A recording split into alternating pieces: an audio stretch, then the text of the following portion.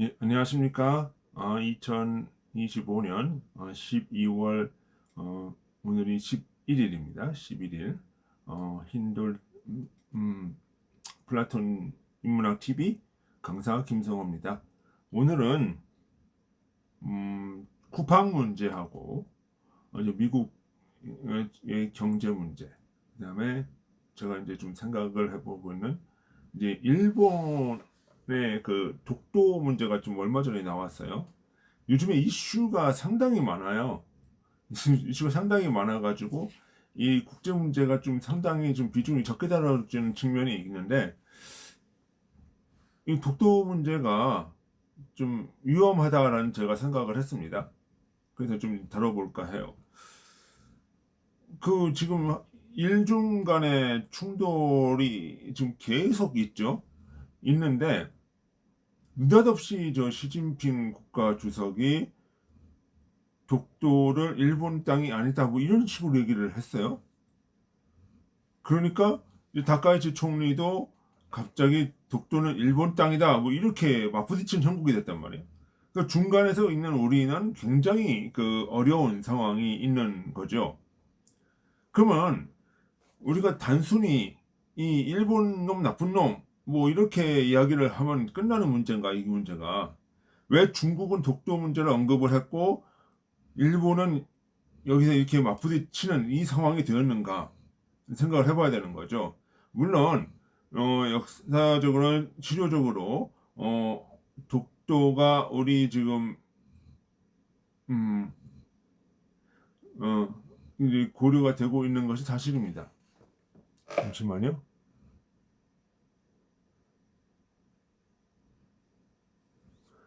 예. 그래서 그런 상황들을 볼 때에 어,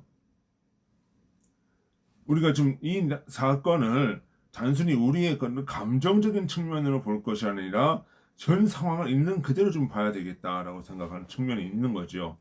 그리고 어, 진짜 독도를 위협하고 있는 것은 누굴까? 우리나라 사람들은 일본이 독도 문제를 자기 독도 우리 땅이다 그러면은 막 그 저기 굉장히 그 언론도 그렇고 막 반일 감정을 막 몰아세우면서 막 그런 얘기를 하는데, 실제로 카디즈를 침입하는 거는 중국과 러시아가 많아요. 근데 그 문제는 별로 그렇게 터치를 안 해요. 일본은 그 뭐 역사 교과서에 잠깐 나오는 거, 그리고 어떤 총리가 이렇게 정치인이 좀 발언하는 문제였단 말이에요. 실제적으로 어떤 독도를 침탈하는 어떤 행위를 위협을 가는 행위는 하지 않아요. 근데 중국하고 러시아는 직접 카디지를 침범을 해오거든요. 그럼 그때는 우리 언론이 우리 정부의 조치나 언론들이 가만히 있는단 말이에요. 별 조치를 안 해요. 바로 문제는 그것에 있다라고 저는 생각이 들어요. 자,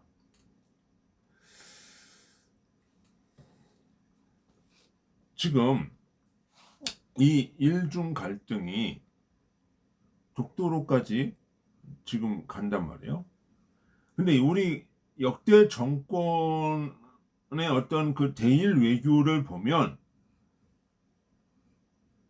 보수 정권이 할 때는 일본이 그렇게 강하게 반응을 안 해요. 오히려 협조를 해주고 보상을 해주고 같이 미래지향적으로 나가려는 모습을 보여요. 그런데 이 진보 정권이 들어설 때마다 한일 관계는 굉장한 충돌이 일어나요. 가장 그 보수 정권의 한일 어떤 협력 관계가 그 잘 진행이 됐을 때는 박정희 대통령 때였죠, 사실. 대일 청구권 문제. 한일 간의 국교를 수립하면서 대일 청구권 문제를 타결을 짓고 그에 대한 일본이 손해배상을 사실은 해주는 거죠. 사실은 일본의 사과는 그때 이루어졌다고 봐야 돼요. 지금 뭐 민간 차원에서 이제 위안부 문제 뭐 어쩌고 저쩌고 해서 그거는 뭐 국가적 배상이고 뭐 이런 민간인 배상은 아직 안 됐다. 국가적 배상은 국가적 배상대로 해야 되고 민간인 민간인 배상대로 해야 된다. 뭐 이런 논리들이 그 진보 차원에서 지금 나오고 있는데 사실은 그때도 뭐예요? 그 어떤 민간 배상도 사실은 어느 정도는 협의가 되어진 거죠. 그때는 국가라고 하는 속에는 국민도 포함이 되어 있는 그런 구조였단 말이에요. 외교사라는 것이. 그러니까 국가와 국민이 따로 떨어져 있는 외교가 아니에요, 지금. 근데 그거를 기반으로 해서 우리나라는 하나의 그 고속도로도 놓고 일본하게로부터 차관을 또 들여오기도 하고 또 일본이 해외 자금을 유출할 때 보증을 또 서주기도 하고 이런 모습을 또 보였단 말이에요. 근데 진보 정권이 들어오면은 굉장히 그 일본과 충돌하면서 민족주의적인 모습을 강하고 그러면서 굉장히 어려워져요. 그리고 박근혜 정부 때에는 그 위안부 문제는 사실은 합의를 했었죠. 그래서 법인을 만들어서 여기 법인에 출연을 해서 정부가 출연을 해서 여기 이 법인에서 손해배상을 해주는 쪽으로 이렇게 이야기를 했는데 문재인 정부가 들어서면서 거의 뭐 배지화 시키다 하대 했죠. 그런데 그리고 윤석열 정부에 들어서면서 노동자 문제도 같이 이야기를 하면서 이제 그 처리하는 과정 중에 한미일 협력 관계 군사훈련이라든가 핵안보협정이라든가 한미일 3자 그 외교가 어느 정도 틀을 잡아나갔죠. 그런데 지금에 와서 또 이제 이런 문제가 발생하는 거예요. 사실은 지금의 문제는 어떤 이재명 정부가 뭘 잘못해서라고 얘기를 하다보다는 중국이 여기에 끼어드는 거죠. 중국이. 그럼 왜 중국은 왜 끼어들었을까요? 지금 중국은 서해안에 불법 구조물 설치를 하고 대만을 이렇게 통일하고 남중국해를 장악하면서 그 끝으로 보면 어디까지 가는 거예요? 독도가 있는 거예요. 그러니까 시진핑이 독도 문제를 이야기를 한 거는 뭐 한국이 한국을 지켜주려고 하는 게 아니라 자기가 거기 영향력을 미치려고 하는 거예요. 그러면서 얼마 전에 뭐라 계속 요즘에 나온 게 독도 중국 전투기가 독도 카디즈를 침공을 했죠.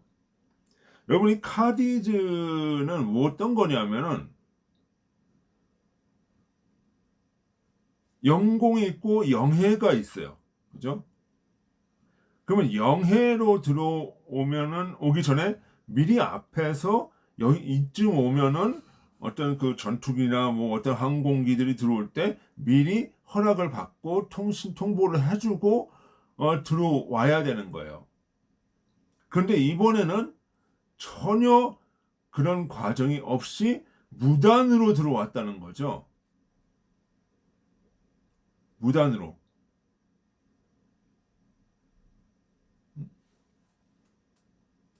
그런데 그렇게 왔으면은 사실 한국 정부가 중국 정부에게 이 문제를 강력하게 항의를 하고 이렇게 재발 하지 않도록 조치를 취해야 되는데 한국 정부가 그 부분에 대해서 언론 보도 잠깐 나오고 전혀 지금 원국이 없어요. 이재명 정권이. 그런 면에서 일본이 상당히 불안함을 느끼는 거죠. 왜냐하면 독도에서 일본까지 거리가 얼마 안 돼요.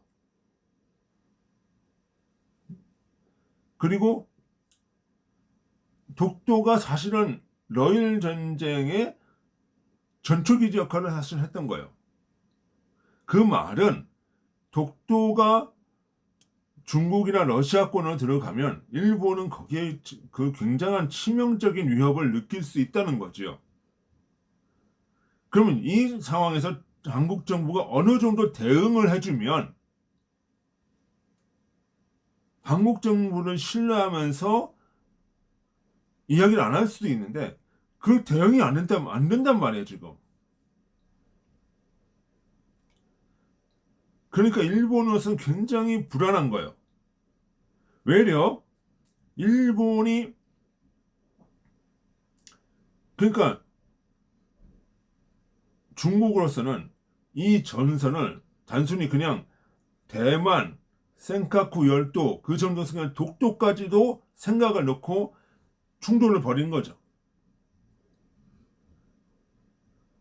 그러니까 이 상황은 단순히 예사롭게 볼 것이 아니라 과거와는 다르게 이제는 한반도 문제를 놓고 일본과 중국이 충돌하는 형세까지 갈 수 있다는 거예요. 확전된 가능성을 보여준 거예요.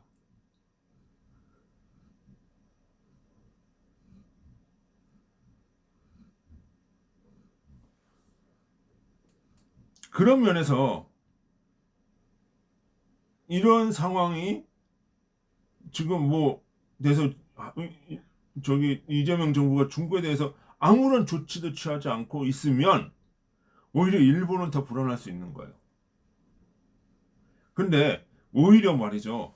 이 상황에서 이거는 뭐 잘못 그러니까 뭐제 옳고 그름의 문제가 아니에요. 일본이 사실은 우리 땅이다라고 얘기를 해줌으로써 중국이 자제를 하는 경우도 있어요. 왜? 일본의 해상 전력이 만만치 않거든.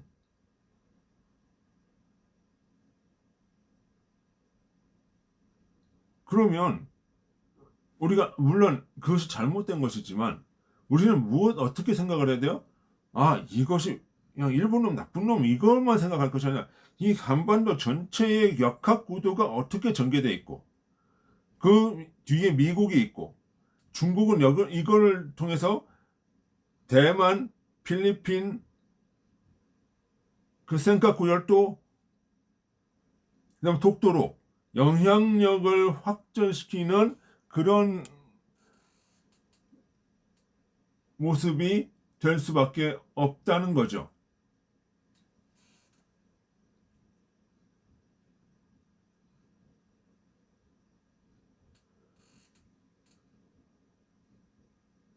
죄송합니다. 누가 잠깐 전화가 왔다 끊었는데요.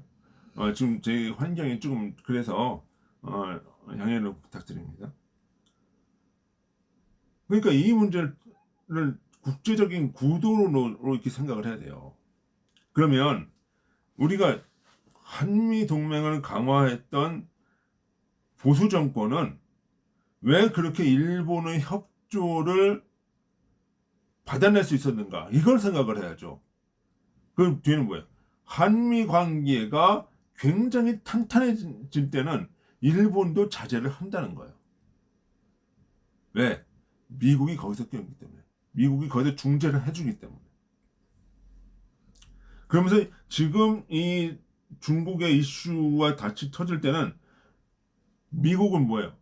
한미의 삼각 구도를 생각하면서 일본에게 너무 한국을 이렇게 자극하지 말라는 메시지를 주면서 동시에 뭘 어떻게 해요? 중국을 압박한단 말이에요. 그렇기 때문에 협력 구도가 나타날 수 있는 거예요. 근데 지금의 이재명 정권의 모습을 보면 뭐 민주당 의회에서는 뭐 그 트럼프 정권의 핵심 인사들을 뭐 극우라고 막 비하하고 그러면서 마치 미국이 관세 협상을 통해서 한반도를 침탈하려는 뭐 이런 쪽으로 자꾸 묘사를 한단 말이에요. 그러면은 이게 뭐예요? 아, 이 관계가 벌어졌구나. 그러면 내가 스스로 자위권적인 차원에서 이걸 들어가야 되겠다. 이런 생각을 하게 만든단 말이에요. 그러니까 이 독도 문제도 그와 같은 연관선상일 수도 있어요. 아마 그게 맞을 거예요. 그러면 우리가 여기서 어떻게 해야 돼요?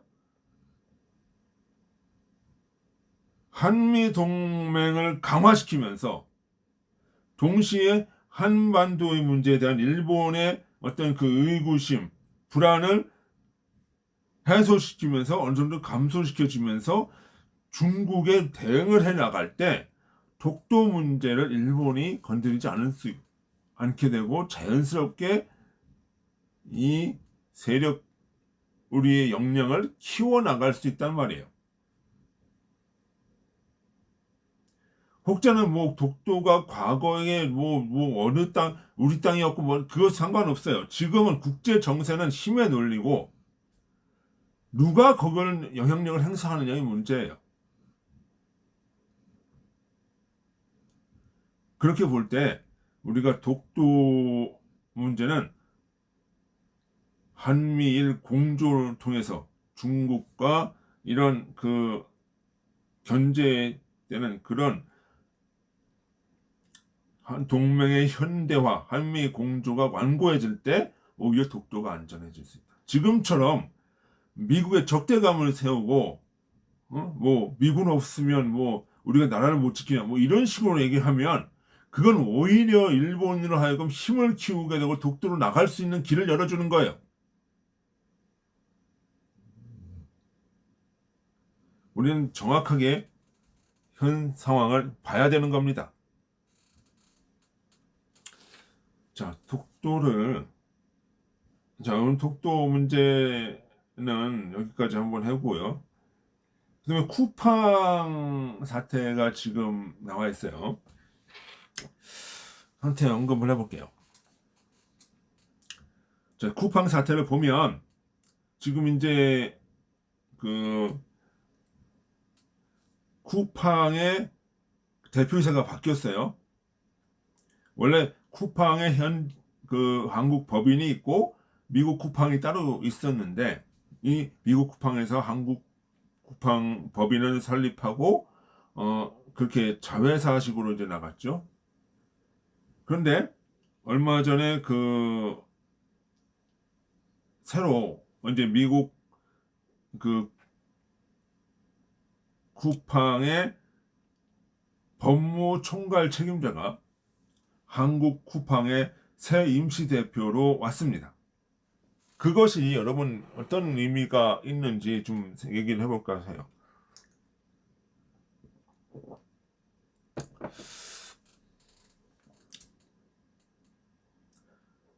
자,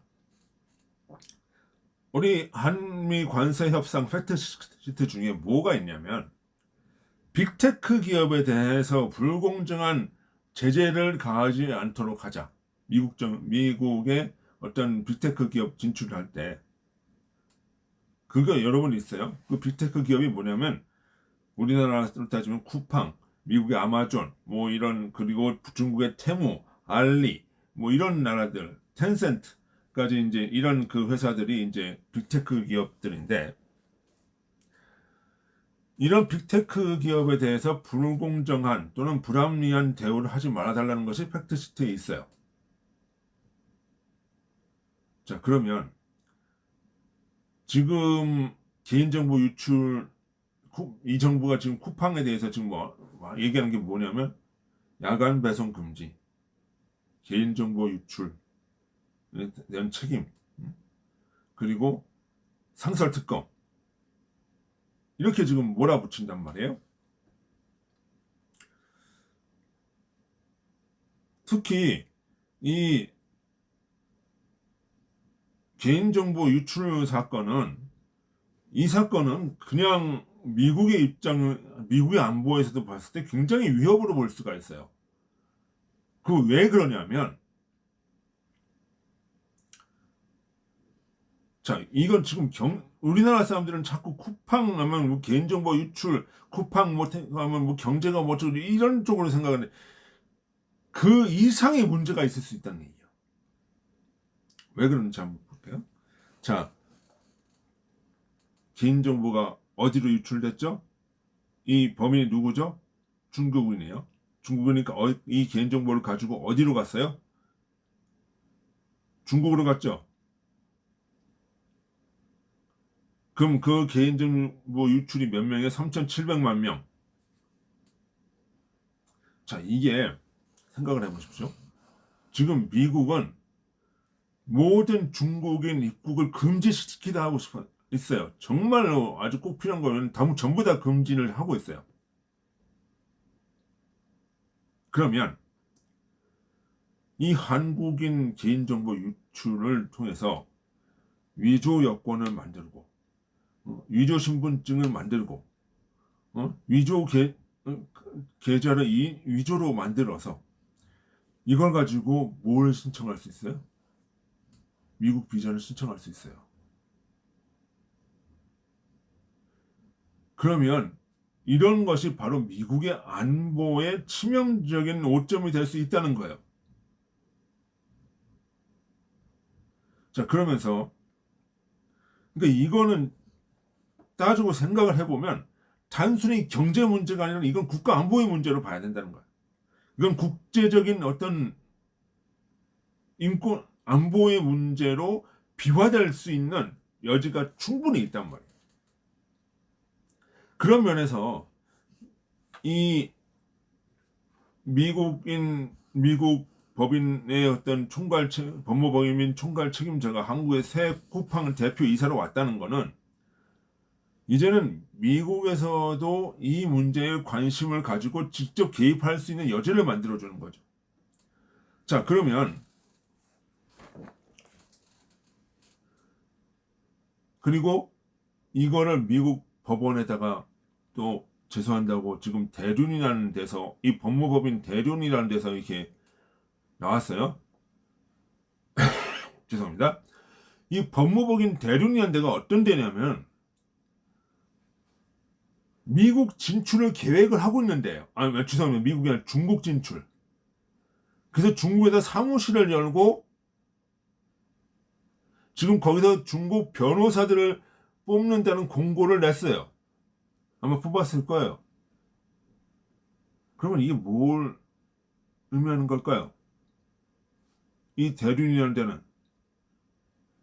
중국을 진출하기 위해서 미국 이 기업을 상대로 하는 이렇게 얘기를 합니다. 그럼 이게 결국은 뭐야?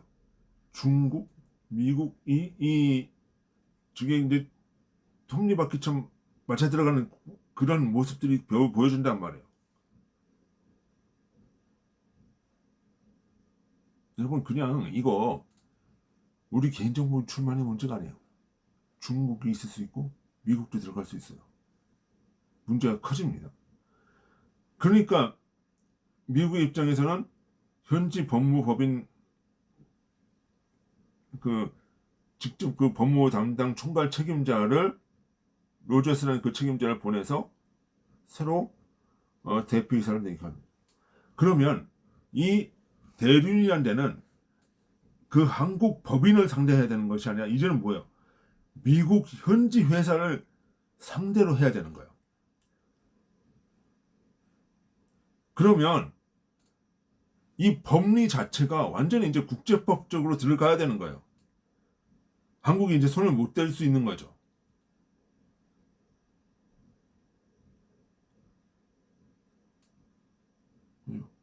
그러면은 이게 결국 뭐야? 미국과 중국이 뒤에서 이 쿠팡이라고 하는 이 한반도의 그 빅테크 기업을 놓고 치열하게 싸우는 하나의 장이 될 수 있다는 거죠. 그러면 이 미국 법인의 그 법무총괄 책임자가 한국의 새 대표로 왔을 때 과연 이 정부가 상설특검을 제대로 할 수 있을까요? 자, 상설특검이 뭐죠? 퇴직금이에요. 일용직 근로자들 퇴직금 안 줬다. 그래서 그거 갖고 특검을 한 거예요. 물론 그것이 부정한 사건이 있으면 줘야 되겠죠. 그러나 그것이 특검으로 하면서 하면서 미국 기업을 상대로 이걸 상대로 한다? 미국의 법리를 적용을 받을 수 있는 거죠. 그러면 이게 될까요, 안 될까요? 제가 볼 때는 특검도 이 순간 이제는 힘을 못 쓸 수 있다. 그러면서 이 법리를 추구할 때에 물론 제가 이 쿠팡이 그 개인정보를 유출한 거에 대해서는 잘못된 것이고, 그때는 손해배상도 해야 된다고 생각을 해요. 그러나 이것을 뻥튀기를 해가지고 이 사건의 본질적인 문제는 뭐냐면은 중국인 직원이 쿠팡에 들어와서 개인정보를 빼가지고 중국으로 갔다. 그러면 이 중국인 잡아야 될까, 안 잡아야 될까요? 이거를 잡아야 정확하게 그 사건에 대해서 경위와 유출 책임 추궁을 정확하게 하면서 손해배상도 이루어질 수 있는 거예요. 그러면 이 범죄인 인도 협약을 체결된 한국에게 범죄인 인도를 요구할 수 있는 거죠. 미국 법원에서. 그죠? 그렇지 않고서는 지금같이 이렇게, 그러니까 지금 뭐 이재명이 지금 이야기하는 게 점점 멘트가 틀려져요.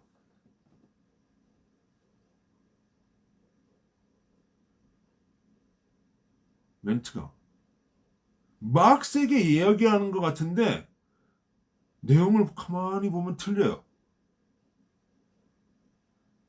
처음에 뭐라고 했어요? 징벌적 손해배상을 해야 한다. 이렇게 얘기하죠.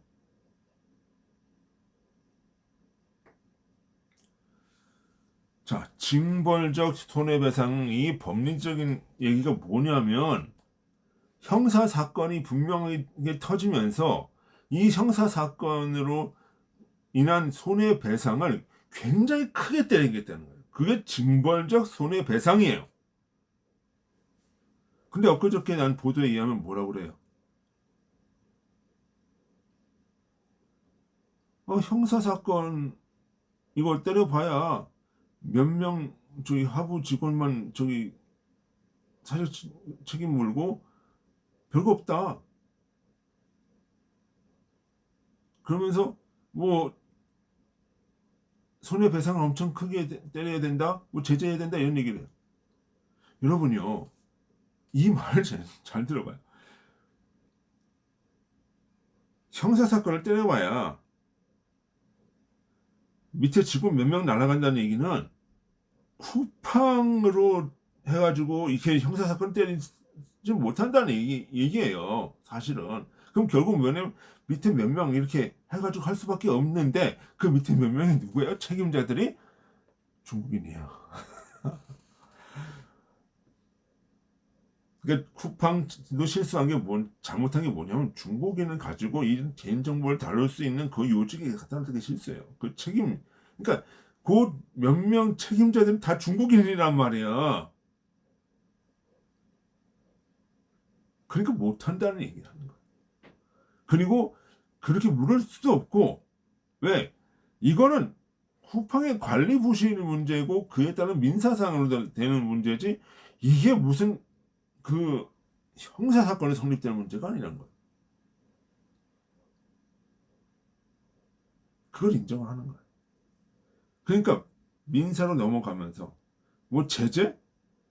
봅시다. 제재가 되는지. 그 재판에 의해서 민사 사건으로 해결하는 것이 법리적으로 우선이죠. 그 행정권에서 무슨 제재를 하는 거예요? 확인된 어떤 범죄 사실이 지금은 없는데 조사를 해가면서 나오면 몰라도 지금은 없어요. 다만 민사상 관리 책임 소홀로 그에 따른 피해 보상은 해줘야 되는 거예요.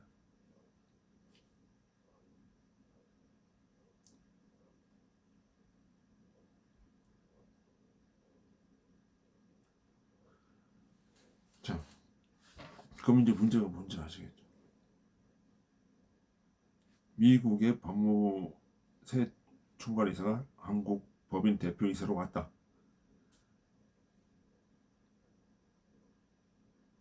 이거는 이제 국내 문제가 아니라 국제 문제로 갈 수 있다는 거. 미국이 그건 알고 있다. 그리고 그 쿠팡의 사회이사 중에 한 사람이 제가 이름 잘 생각이 안 나는데 그럼 미국 연준 이사죠. 제가 잠깐만 볼게요. 연준 이사.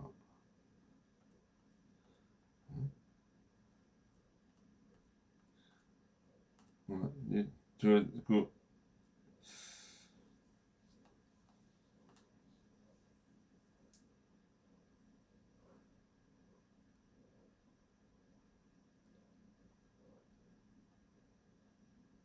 예. 하여튼 제가 갑자기 좀 자료가 없네. 하여튼 그게 있어요. 그 이제 그라운드시에서도 보도를 하고 그랬는데 그렇게 되면은 이 문제는요 단순한 국내 문제로만 봐서는 안 되는 거. 쿠팡의 국제 문제화로 봐야 되는 거예요. 간단치 않죠. 근데 이재명은 오로지 쿠팡 잡기만 신경 쓰고 있다는 거죠. 네.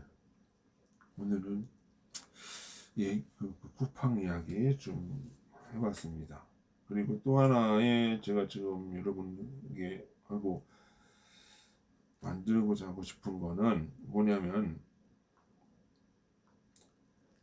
그 이제 미국의 어떤 경제 문제죠. 지금 이제 우리나라 언론을 자꾸 보면 뭐 미국 경제 망한다 막 이래요. 응? 자, 그런데 우리 생각을 해봅시다. 미국 경제는요 하나가 아니에요. 미국이 영어로 어떻게 하죠? United States of America, United States 국가들의 연합체예요. 그러니까 하나의 주가 하나의 국가예요. 그 국가들이 연방 정부를 구성하면서 연방을 이루는 그런 형태거든요. 그러니까 미국의 주지사는요 거의 한 주의 대통령이라고 봐야 돼요. 그래서 주 방위군도 있고 뭐 이런 모습들이 있어요. 그러면서 경제 정책도 주마다 또 조금 다른 부분이 있어요. 전체적인 총괄은 연방 정부가 하지만 주마다 다른 경제가 또 형성되어 있는 거예요. 그러니까 주지사가 어느 당이냐에 따라서 정책이 확 틀려져요. 그러니까 미국 경제를 볼 때 그냥 미국 경제가 좋다 나쁘다 그렇게 생각을 하는 게 아니라 미국이라는 나라에 공화당 정부 주가 있고 민주당 주가 있어요. 그럼 민주당 주는 무엇이고 경제 정책이 어떻고 공화당 주는 경제 정책이 어떻고 공화당 주는 지금 경제가 어떤 모습이고 민주당 주는 경제가 지금 어떤 모습인가 이렇게 보도를 해야 돼요.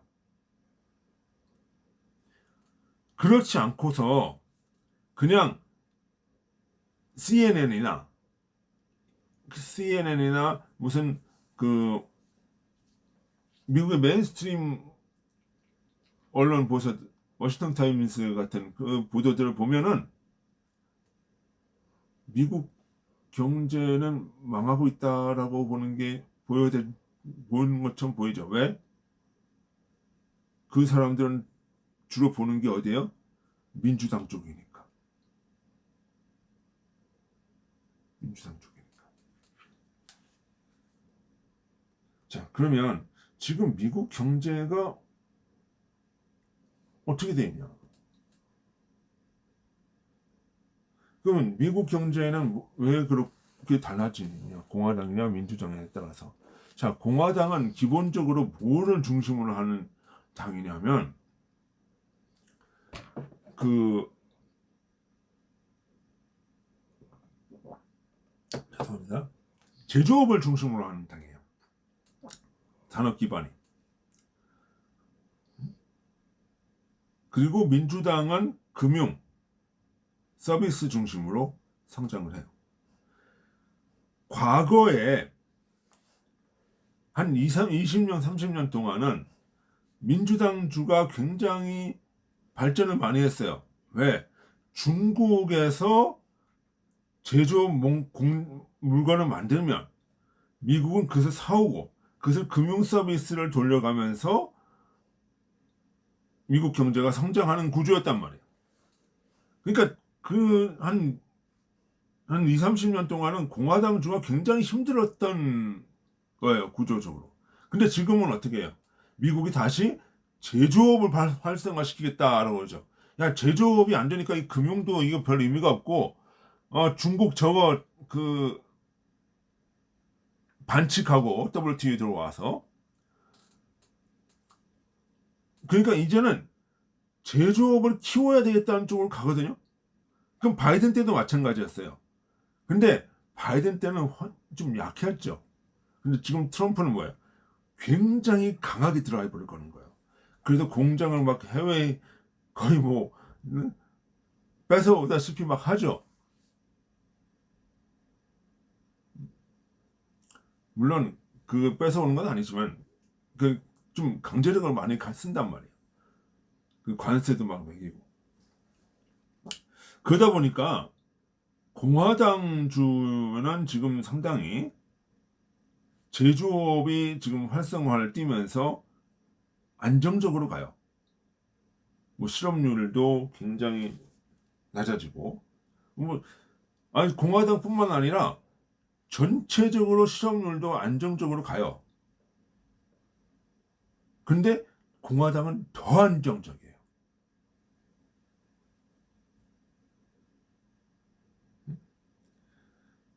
자, 지금 뭐 미국의 전체 물가 상승률이 3%라고 하는데 이 중에서 공화당은 몇 프로냐? 2.6%예요. 거의 안정적인 거예요. 그리고 민주당은 뭐 3.4%. 사실 민주당 지역이 물가가 불안한 거죠. 근데 전체적으로 보면 3%예요. 이거 상당히 안정적인 거예요. 근데 우리나라 언론들 보면 뭐 미국이 갑자기 관세로 말미암아서 뭐 폭등을 하고 막 이러는데 그런 게 아니에요. 자, 지금 왜 그게 아니냐 하면은 일단 관세를 올린다고 해서 기업들이 가격 상승을 할까요? 안 그래요. 가격 경쟁력을 유지하기 위해서 못 올려요, 사실은. 그러면서 기업들이 힘들기만 한 거야. 거기 수출하는 기업들이. 근데 그러니까 관세로 인한 물가 상승이 뭐 언론에서 떠드는 것처럼 그렇게 강하지가 않아요. 지금 상황이. 민주당 쪽에서 이제 CNN에 보도되는 걸 자꾸 얘기하니까 그런 거지. 근데 CNN은 뭐야? 자기네들 지금 지표를 보고 전국 지표화하거든요. 그건 문제거든. 근데 지금 이 관세를 하더라도 물가가 안 오르는 것이 공화당 지역이나 전체적으로 보면은 세금 감세를 함으로써 그것을 상쇄하는 거예요. 그리고 또 뭐예요? 지금 미국의 물가의 가장 큰 핵심이 뭐냐면 유가죠, 유가, 기름값. 미국이 그동안 바이든 때 파내지지 않았던 기름을 지금 파내고 있어요. 그러니까 유가가 굉장히 지금 낮아졌어요. 우리나라만 유가 지금 1,700원 올라갔지. 환율이 올라가면서. 그러니까 물가가 안정세밖에 없대. 그나마 거기서도 공화당 지역은 뭐 상속세, 재산세 이런 것들 없이 그냥 오다 보니까 세금이 더 낮아지니까 어떻게 돼요? 물가는 더 낮은 거죠. 그러니까 어떻게 돼요? 지금 민주당 지역에서 어떻게 돼요? 공화당 지역으로 인구를 유입하는 거예요. 유입되고 있다.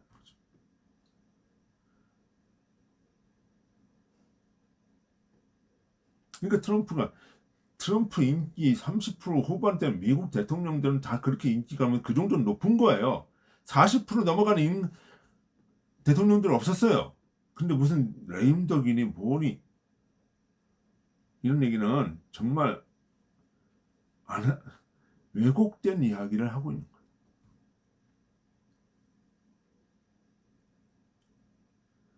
그리고 실업률도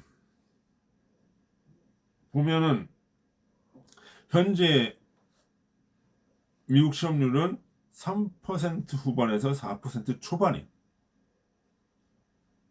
이 정도 실업률이면 완전 고용이에요. 응? 역사적으로 보면 이 정도가 완전 고용이란 말이에요. 미국 실업률 지금 안 높아요. 거기다 공화당 주는 실업률이 더 낮아요. 민주당 지역은 좀 높고. 그러니까 이런 전체적으로 봤을 때 지금 미국 경제는 물가, 고용률, 성장률 지금 3.8% 얘기하고 있죠. 전반적으로 안정세예요.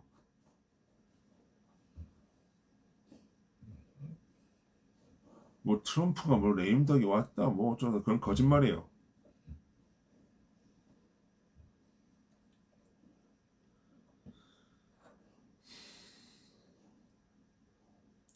그러면 이런 왜곡이 왜 발생하느냐? 그 CNN이나 그리고 그 증권거래소나 다 지금 어디가 있어요? 민주당 지역에 가 있죠. 그러니까 뉴욕 타임스 뉴욕 증권거래소 같은 경우는 아, 글로벌 리스트들이 많아요. 자유무역이 뭐 많아요. 그러니까 계속적으로 거기서 나오는 보도들은 민주당 쪽으로 유리한 쪽으로 가. 그리고 우리나라의 그 특파원들 다 어디가 있어요? 워싱턴 DC로 가 있잖아요. 왜 거기 백악관이 있다고. 근데 그게 딥스테이트 중에 한 상. 거기서 나오는 얘기만 듣고 나오는 거야. 공화당 이쪽은 트럼프 얘기는 보이는 없어요. 그러다 보니까 트럼프 망한다, 레임덕 왔다, 맘단이 당선돼가지고 망했다, 이런. 아니 맘단이는 저기 당선될 때 당선된 거죠. 우리나라 전라도에서 민주당 당선되지 국힘이 당선이 되겠습니까? 전라도 민주당 죄송합니다. 저기 민주당 지역에서 민주당 의원이 당선됐으면 그게 국힘에 큰 충격이 되나요? 그런 거예요. 왜요? 거기서 맘단이가 당선되면서 진짜 돈 있는 사람들은 지금 공화당 지역을 다 도망가고 있는 거예요. 그게 유허울이라고 하는 그 이사짐 전문 이사 가는 방향으로 보면 나와요. 거의 민주당 지역에서 출발해서 공화당 지역으로 지금 들어가요.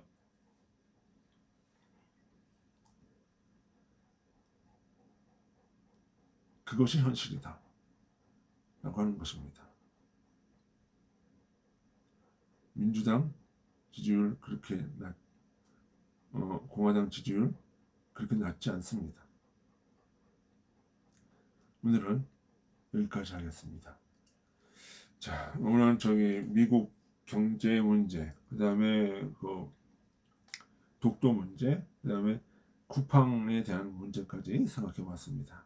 여러분 유익한 시간이 되셨길 바라면서 여러분 듣고 유익하셨다면 좋아요와 구독 또는 공유 부탁드립니다. 예, 수고하셨습니다. 안녕히 계십시오.